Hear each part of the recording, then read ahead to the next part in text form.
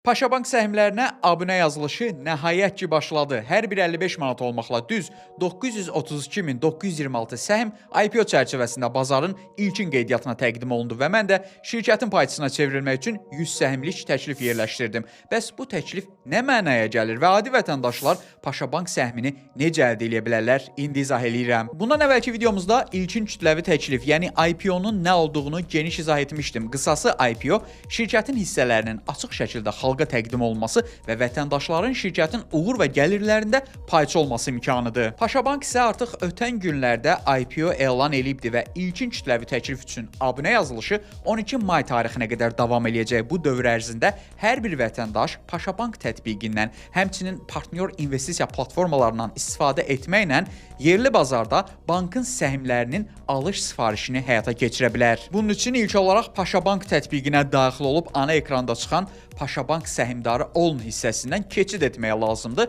Açılan bölmədə isə şərtlərlə tanış olub razılıq xanalarını işarələyərək müraciət et düyməsini sıxırıq. Növbəti menyudan da investisiya sahəsi üzrə təcrübəmizi qeyd edib özünü qiymətləndirmə anketini doldurmaq kifayət eləyir ki, müqavilə hazır olsun. Bu bölmədə müqaviləni sima imza vasitəsilə imzaladıqdan sonra artıq Paşabank səhmi üçün ilkin qeydiyyata yazıla bilərik. Bunun üçün sadəcə almaq istədiyimiz səhm sayını qeyd edib və saytın silinəcəyi bank hesabımızı seçmək lazımdır. Bu qədər sadə. Artıq Paşabank səhmdarı olmaq üçün ilkin qeydiyyat tamamlanmış oldu. İlkin qeydiyyatın tam olaraq nə mənaya gəldiyini də izah edeyim. Burada siz sadəcə 12 may tarixinə qədər hansı həcmdə Paşabank səhmi alacağınızı elan edirsiniz. Abunə yazılışı bitdikdən sonra isə bazar tələbinə uyğun olaraq neçə səhmə sahib olduğunuz barədə məlumat sizə avtomatik şəkildə göndəriləcək. Əgər sonrakı mərhələdə səhm dəyər qazanarsa, həmin səhmi bazarda eyni qaydada ticarət edib daha yüksək qiymətə satmaq olar. Yox, əgər səhmi saxlayıb şirkətin dividendinə ortaq olmaq istəsəniz,